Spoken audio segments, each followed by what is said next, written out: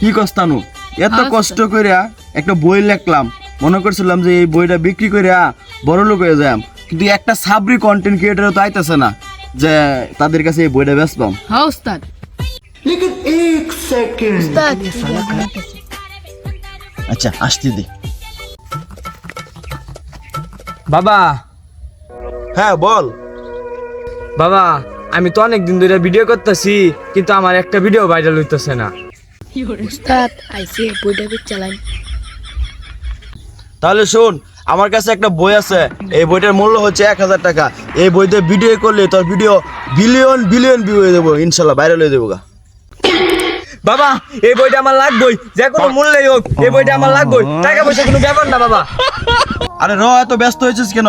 এই বইটা দুইটা ভার্সন আছে, একটা হচ্ছে আমার নিজের হাতের লেখা বই, আর একটা হচ্ছে চ্যাট জিপি থেকে নেওয়া কিছু ছন্দ দিয়ে তৈরি করা বই। তুই কোন বইটা নিতে চাস বল? বাবা বই তো নিলাম হইলে, কিন্তু বইয়ের নামটাই তো জানলাম না। আরে বইটার নাম খুব সুন্দর দিয়েছি, জনি দাদার গর্জন, প্রকাশনায় লেউটার ভাই। আচ্ছা আমার নাম না যেটা লেখা আছে এটাই নেই, কিন্তু এটার মধ্যে কি লেখা আছে একটা ছন্দ একটু শুনবা চাই বাবা। ও তাহলে শুনবি, তাহলে শোন। অনুপ্রেরণার আরেক নাম লেউটার বাই। পারবো কিনা জানি না, তবে স্বপ্ন আমার একটাই, আমি এই বই বিক্রি করে আমার সাবরি কন্টেন্ট ক্রিয়েটারদের কাছ থেকে কোটি কোটি টাকা হাতে নিতে চাই। জনি দাদার গর্জন, পিষ্টনগ, চুদিং পং।